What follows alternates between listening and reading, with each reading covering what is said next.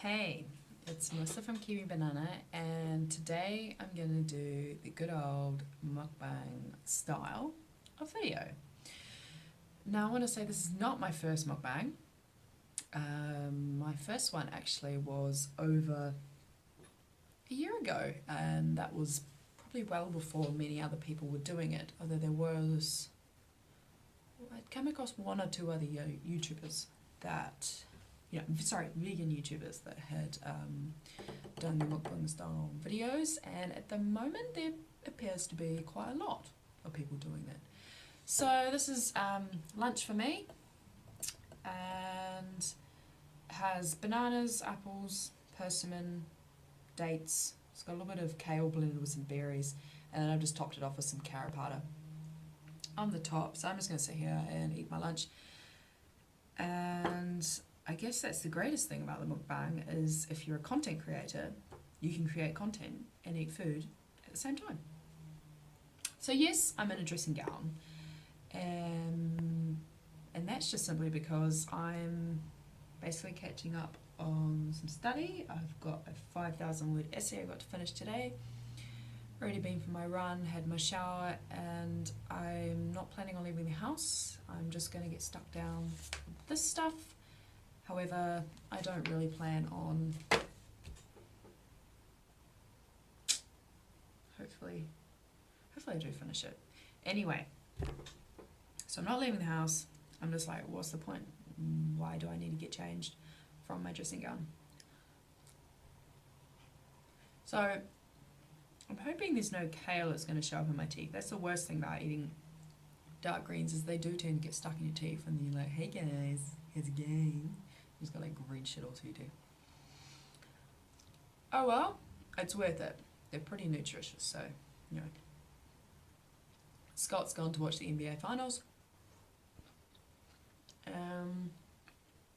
So yeah, he's left me alone to do my study. I guess I should probably fill you in, for those who don't know. I've recently moved in with my partner, and let me know if you want me to do a house tour video. It's not really a lot to see. It's quite a small place, but actually I shouldn't say that, because many countries would probably consider this place quite large. But in New Zealand, like, it's a small place, but it's just for the two of us. Our landlords live on the level upstairs, and we live on the ground floor.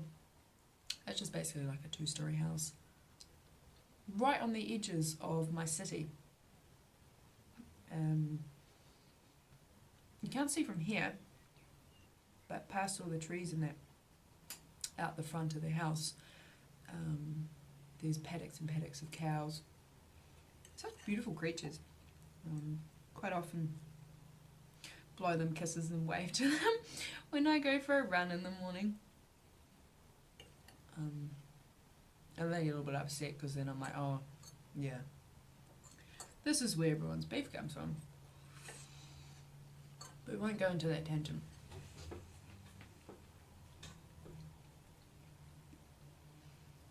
Now, I guess the thing I don't like about the talking mukbangs is the fact that you're eating and talking at the same time, and I know some people find that quite rude and disgusting, and if you do, then this is probably not the video for you.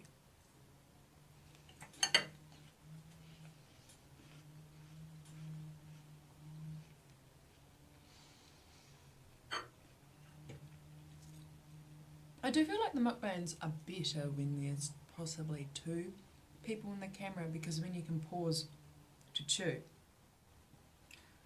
the other person can speak. So it's like a constant flow of talking energy. But if you don't mind pauses, then that's fine, I guess.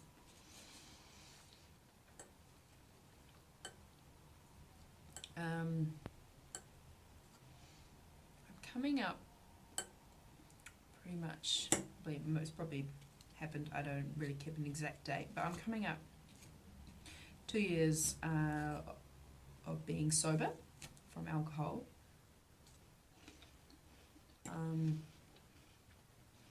No? Let me know if you are like straight edge or don't drink alcohol yourself, or yeah, maybe you did, maybe you don't. Let me know in the comments section down below. I'm also thinking about I should probably do a Q&A video. So if you've got any questions for me, put them down below.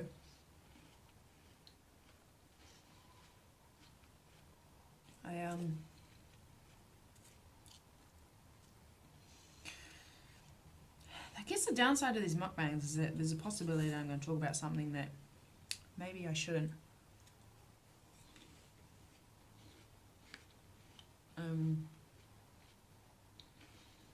I'm sure that many of you can see that I don't involve myself with a lot of drama on my YouTube channel. I did a, Dear Nicole Arbor video, and that's the only sort of time I've ever done a video like that. A lot of the feedback that I got was from people saying that they thought I took a reasonably nice approach to it. And that's probably not the best way if you want to grow your channel. If you want to grow your channel, the more controversial you are, then the more views your channel's going to get. I'm not really one to, I don't know, I just don't feel comfortable doing something like that all the time, or ever really. So yeah, right now, it's the Q4 Thai Bike Festival. Can't be there again because of study. They always tend to have it, well, the last couple of years they've had it during my exam time. Yeah, for those who don't know, I study a Bachelor in Commerce, and that is in Accounting and Taxation, which I've completed, and now I'm just finishing up my Bachelor of Laws. So that, yeah, 2 degrees.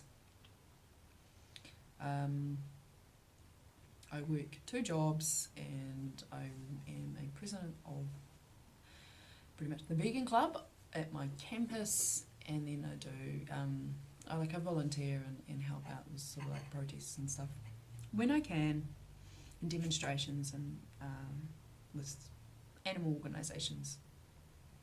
There's quite a number of them. I'm going to do a video sort of like explaining the ones that I support and what I want to do with them.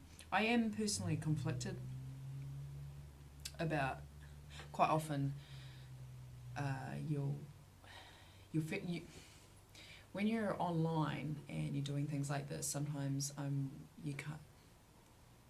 Okay, I personally sometimes think, oh shit, should I be spending this time actually doing physical, real life, protesting and activism, instead of just making these videos, and vice versa, when I'm going to be doing something that's in my physical community, in my real community, out on the street or whatever that might be, should I be doing a video instead, or should I be videoing myself doing this and things like that, but I like doing the real life stuff, and I also like the videoing, because of videoing, like the whole YouTube channel it's fun.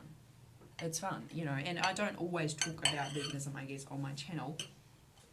And that's, I guess, another mechanism just to bring people to veganism. They might see a video, might be like, oh, a story time video of someone who went through an earthquake, a big natural disaster, click on it, watch it, or some of it, and then be like, oh, look at other videos. What is this thing, this veganism thing? So back to the drama that... Oh, I don't know if I should talk about this. And probably by the time I upload this, I'm hoping that the drama would have blown over. Things would have sorted themselves out. No, I'm a supporter of many channels. And the fact that, you know, I do watch a lot of content and I do follow a lot of channels, but I don't agree with everyone's views all the time. And there's some channels where I disagree with them probably more than I agree with them. And the only thing we probably mainly agree upon is the fact that, you know, everyone should be vegan.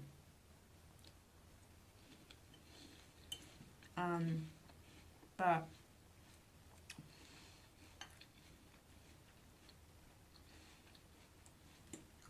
I must say I've been rather disturbed.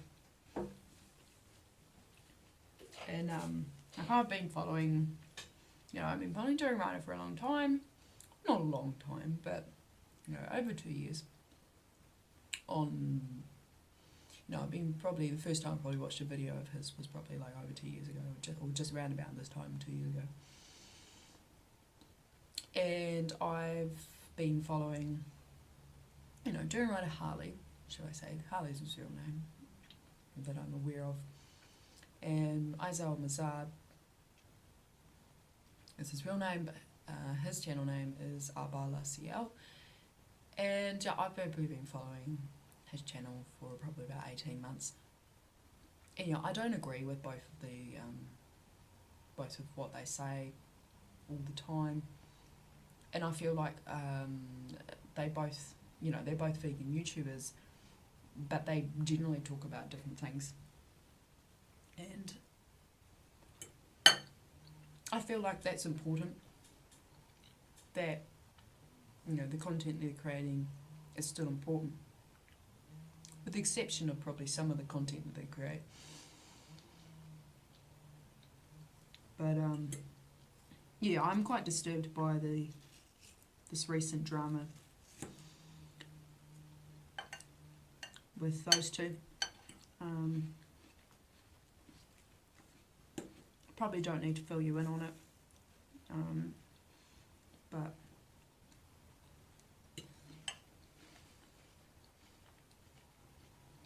I mean, there's accusations being made, and it's probably not really my place to say anything about it, because I don't really have enough evidence. But from my observation, from what I can gather, they appear to be false accusations, and possibly apologies are needed.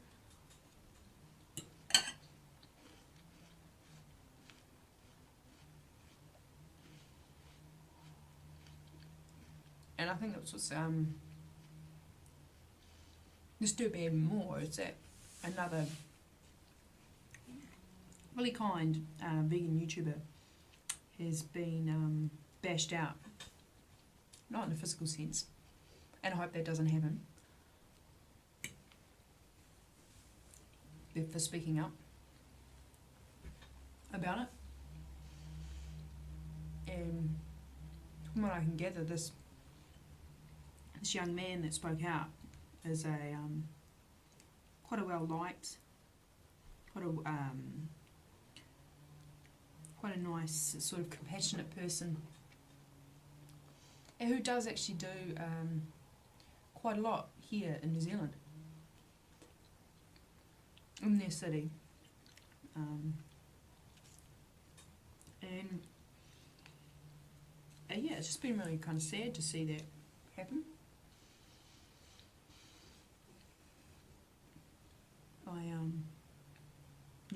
I enjoy durianrider's content because I enjoy, I get enjoyment out of it for other reasons, and à-bas-le-ciel's channel is, I get enjoyment out of a lot of the topics that he talks about as well. If I were to try to, put them in groups or try and categorise them or describe what their channels are kind of about, I mean, durianrider is really into fitness, he loves cycling, and he wants to motivate people excuse me, to get into cycling. And take control of things in their life and take action. And he likes to troll people.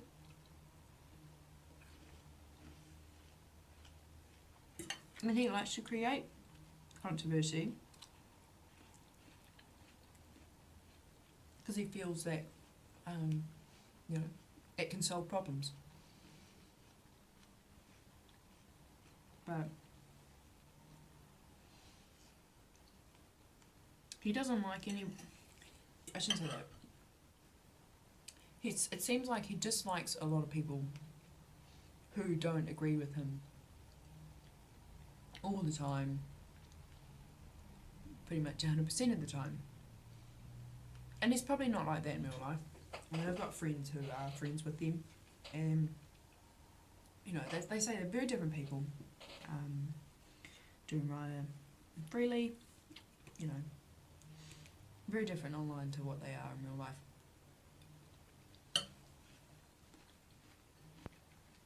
And then Razel's channel, you know, à-bas-le-ciel, is very, I would say,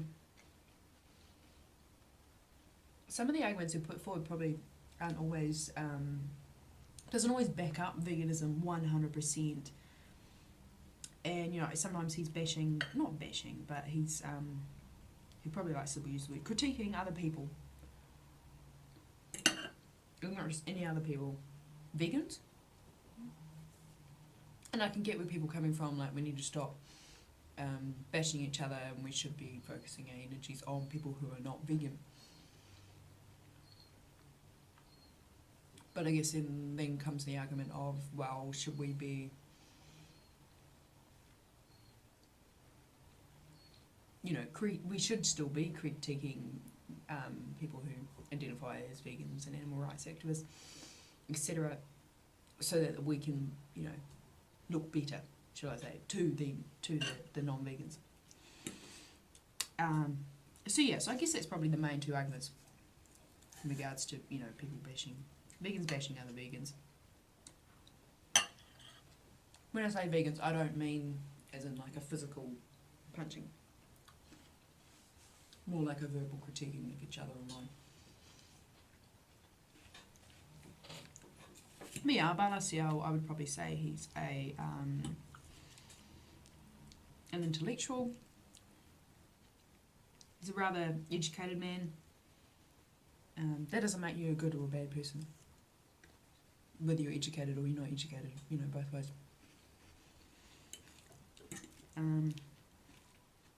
I mean, he's called me out on something before. I think I made a video about law of attraction, and he kind of, I guess he was just trying to say that, you know, something like law of attraction is like almost like a misappropriation of like Eastern religions and cultures. Like it was kind of like a misappropriation of Buddhism and something like that. You know, and I'll take critiques as long as they're done correctly. He didn't do this on a video, it was just a comment. I'm open to critiques as long as it's done respectfully and, you know, I want an open dialogue between myself and the people who watch my content, or look at my pictures or read the articles that I, you know, post links up into.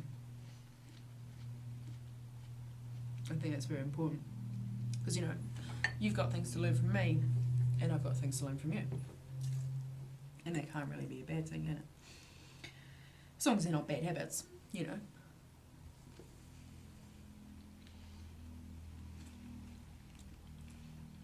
So yeah, I guess Durianrider probably doesn't agree with à-bas-le-ciel's content for the fact that he criticises other vegans. He says things like, oh, well, you're not a vegan if you're doing that.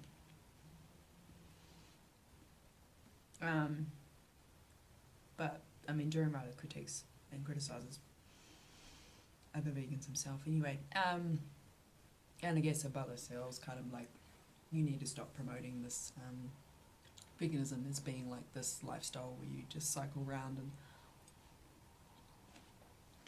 and and it's glamorous and you travel all around the world. And you know, I'm saying neither one is 100% correct or 100% wrong.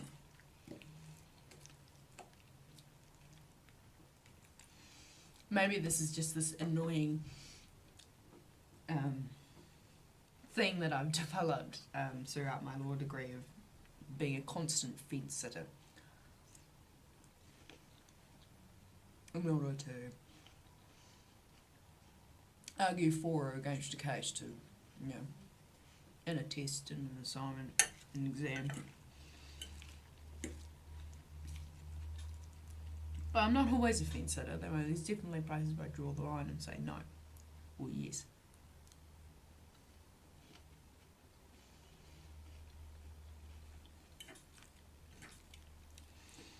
Anyway, I hope the whole thing blows over. You know, and let's move on from the topic. What else should I talk about?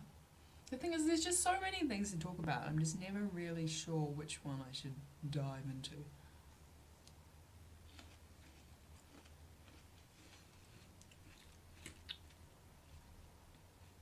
Oh, recently, in New Zealand,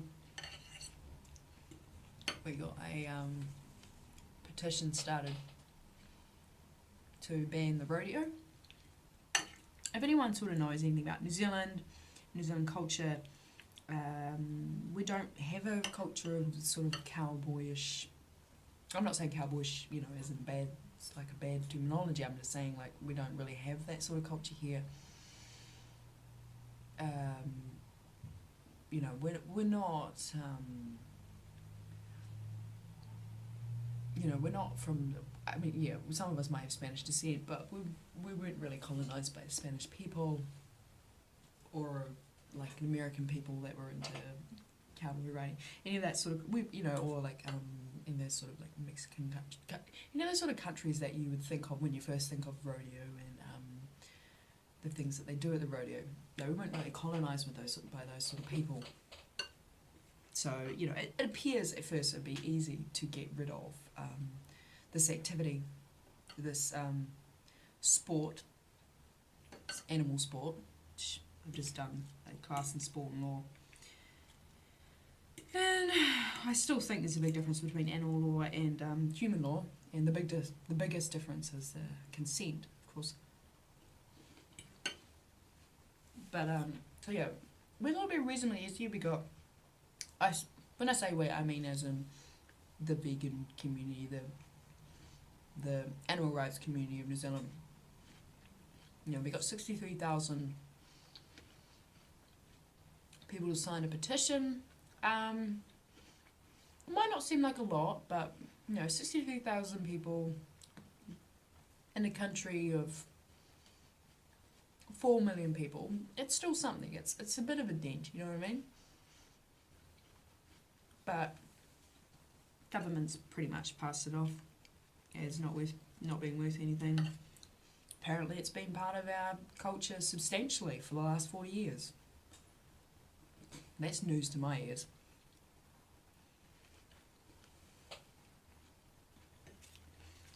I laugh though.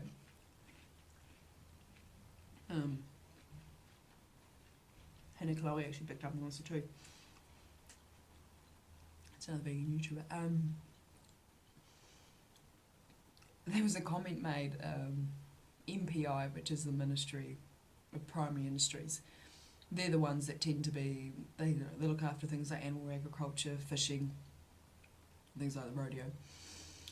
And they were kind of saying, like, oh, this is ridiculous. Where do you want us to go next? Like zoos and racing and circuses or something, all these things. And I'm sitting in my head like, yeah, that is the next step. Like, I mean, come on. You know. Oh, it just kind of made me laugh. Because they obviously don't, you know, a lot of us animal rights, you know, people into animal rights are not specious. We fight for any cause. Not any cause, but I mean, no, we fight for pretty much all the animal rights causes. And quite often I get people throw out the argument of, oh, you know, why are you focusing on this? And they'll talk about some other animal issue over here, or maybe even a human issue over here. But with the animal issue, it's kind of like, yeah, we're focusing on that too, but right now, like this week, this organisation is just like focusing on this, and next week we'll be focusing on another issue. You know what I mean? No, they seem to. And I guess that's where the whole like single issue, multiple issue thing comes in. People arguing for one or arguing for the other.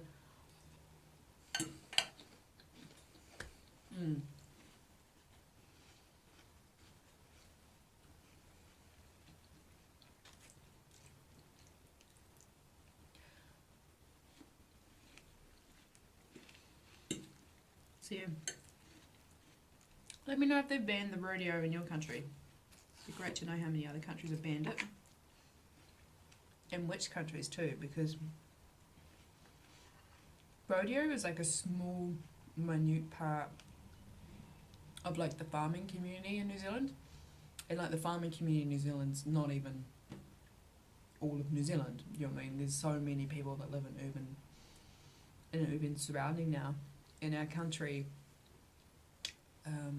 So it's not even a substantial part of our culture. And not even a substantial part of our modern culture either, which is, you know. They kind of said, oh, well, we're looking into... Sorry about that, it stopped. So yeah, MPI was sort of saying like they're looking into making the rules better.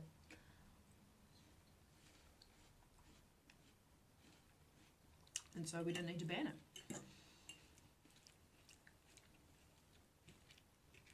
We also had the exposure of, we had a dairy industry exposure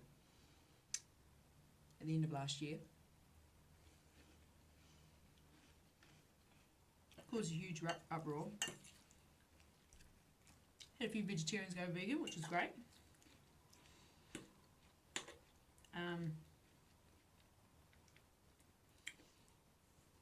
But yeah, it's they just recently prosecuted the man, one of the men that was mistreating some of the cows.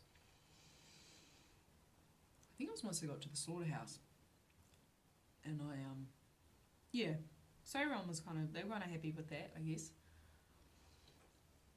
to a certain extent, because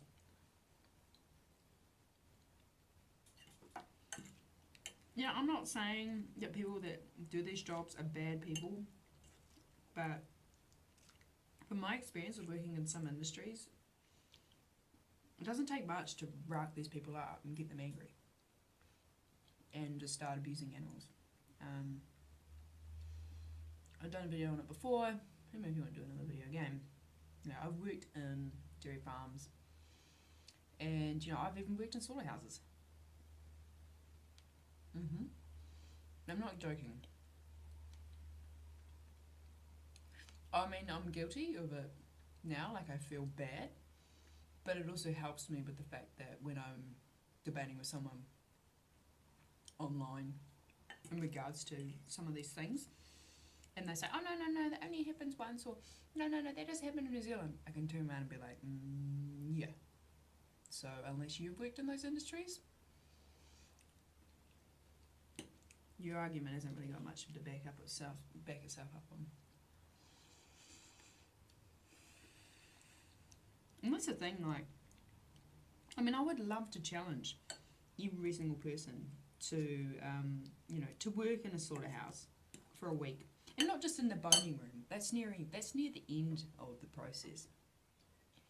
You know, the meat, the animal leaving the factory, if that's what you want to call it. You know, I would challenge anybody to work a week in the slaughterhouse. That's not vegan, obviously, or it's not vegetarian. You know, to work a week in a slaughterhouse, you know, at the start, right at the start, where, you know, especially, because that's where you see the taking of the animal's life. Like, that's the most gruesome part of the whole process. Because once you get into the boning room, it's just like large limbs of an animal. and I shouldn't say just, but you know what I mean, like it's not as graphic, it's not as thought-provoking. But yeah, I mean, that's the thing. Anyone that's watching this that isn't vegan, I would challenge you to work a week at a slaughterhouse, preferably near the start of the process, actually watching that animal's life be taken, watching the life leaving the animal, and you know, and then tell me whether you still feel 100% comfortable buying the meat that's in that package that you generally find at your supermarket. You know, because if you still feel 100% comfortable with that, then I don't know, maybe you might need to get some help.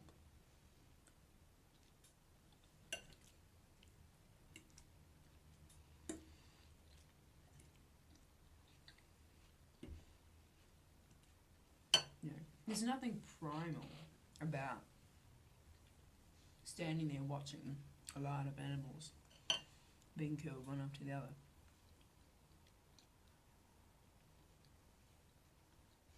Not to a human being.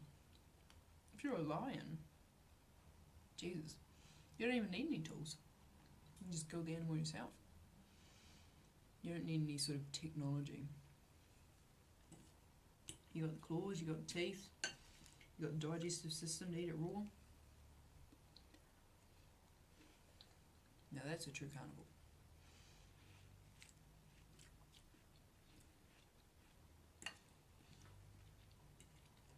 Yeah.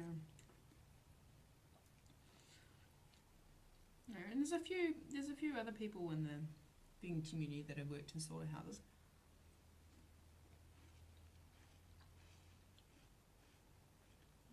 And just, you know, made the connection one day. Not necessarily when they were still working there, but later on in life.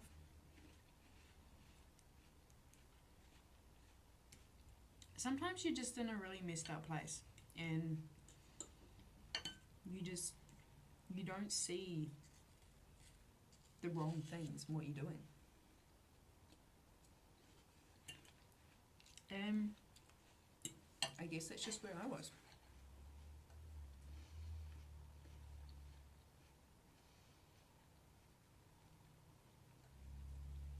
Let me know what sort of non-vegan jobs you've had to do or do. I mean, there's no such thing as a 100% vegan job, because even if you worked for, like, I don't know, a vegan bakery, you've got the whole monetary system that's just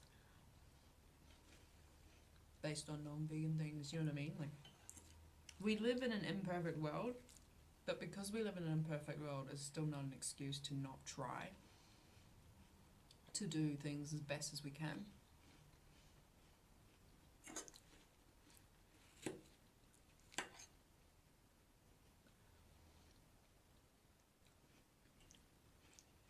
Yeah. I still haven't found an argument good enough to not be vegan. In this day and age, in New Zealand,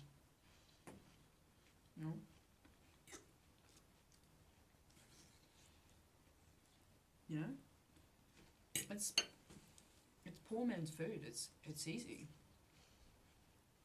but it's not too easy. Do you know what I mean? It's got to have some sort of a challenge to it, which it does.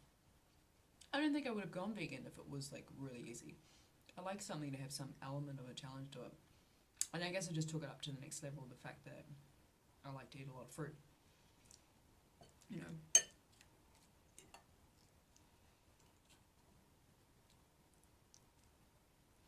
You know, but we want to make it as easy as possible. But obviously there's just some people who, you know, I like the idea of a challenge. It's always harder to do the right thing. I'm sure you know that. It's always harder to do the right thing.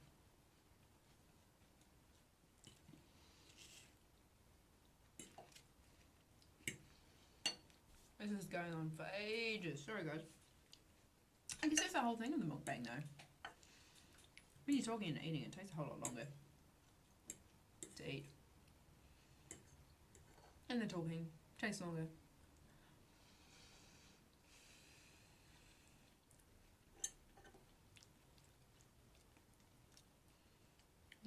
I've really only got one more semester to go after this semester. And then I would have got my double degrees. I'm going to do profs, which is it's like another course to do once I finish my law degree. If I want to become a lawyer, I'm going to do it anyway. It's not cheap though, and I've maxed out my student loan, so I'm going to have to use my travel money. The money that I've saved up while I've been studying to pay for it. It's about $5,000. Whinge and moan about it, there's no point. I had a refund in my head. At least I've been able to get some sort of education. You know, first world problems. So yeah, from then on, probably go travelling, I'd say.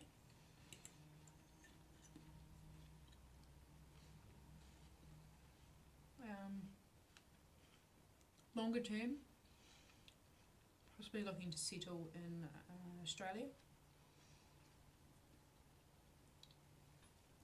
For me, it's a climate thing. I guess the job opportunities as well. Not that they're not good here. I mean, Auckland's not too bad, but Scott doesn't want to live in Auckland.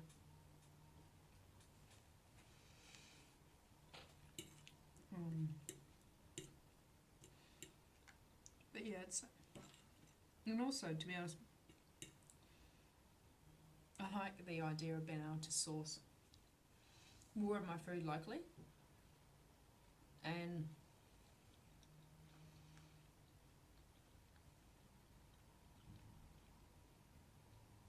okay, I don't know how much longer I'm going to do, this fruit-based thing. Like, I'm not strict on it. I don't have fruit for dinner, and I cook food for dinner or whatever. But I generally have fruit for breakfast and lunch.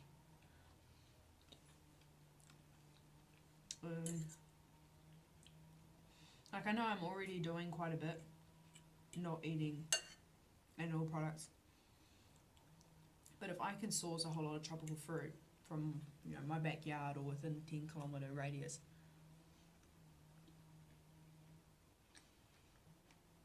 that's grown from within the 10-kilometre radius of where I live, and that's great. That's even better.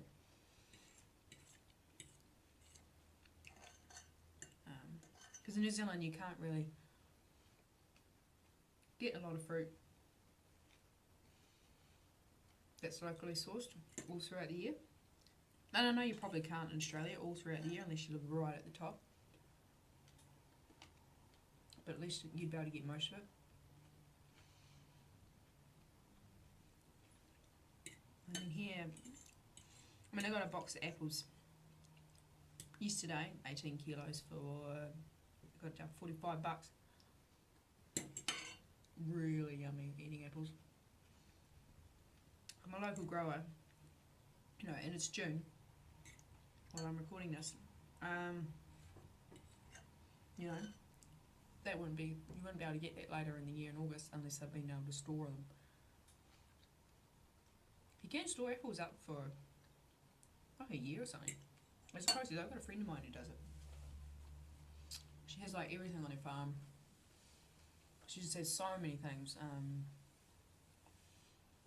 Like 90% of what she eats, at least, is what she actually grows on her own land. It's amazing. But anyway, yeah, so like apples you can get pears in the autumn. You can get a few things like peaches and nectarines and some berries in the summer.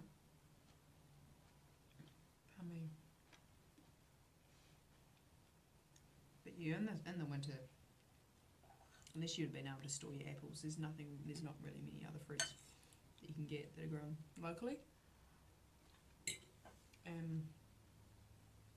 Further up the North Island you go, I live in the South Island, you can get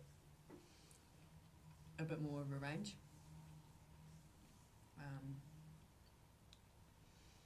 Just because the climate is a little bit warmer. I mean, that we can grow avocado plants here, but we can't get them to fruit. If you lived in Auckland, you could get them to grow and to fruit. But yeah, I mean, I love New Zealand. It's a beautiful country, and it's got some really good people. And I mean, the vegan community, like even just in Christchurch, it's amazing. Like really, really amazing. And you know, and I will be sad to see it go. And who knows? I mean, I'm not locking myself down into I have to do this or I have to live here. This is just things that have been going through my mind. I've always wanted to travel ever since I was a child. We didn't really travel when I was a child. We would 100 kilometre, 200 kilometre drive was considered a long, you know, it was a long way. It was a long travel for us as a family. When I was a young one growing up, my mum and my biological dad, they've never left New Zealand. So yeah, I mean, I've been to a few countries myself, but that's from me saving up when I left home and going for a little bit of exploring myself with friends or whatever. I don't really know where this is going. I think, yeah, we probably might as well leave it there. I've probably been recording, the other one was about 20 minutes, this one's 15. It's about 35 minutes. I think that's probably long enough for a mukbang. Let me know if you watched till the end. Thumbs up if you did, because yeah, that would have been quite a lot to listen to. And I hope you were probably eating some food while you're listening to this. It just kind of goes along a lot better. So yeah, if you've got any questions for a Q&A, put them down below. And tell me what your thoughts are about any other topics that I've shared with you. And yeah, I hope you've done something that makes you happy today. See ya!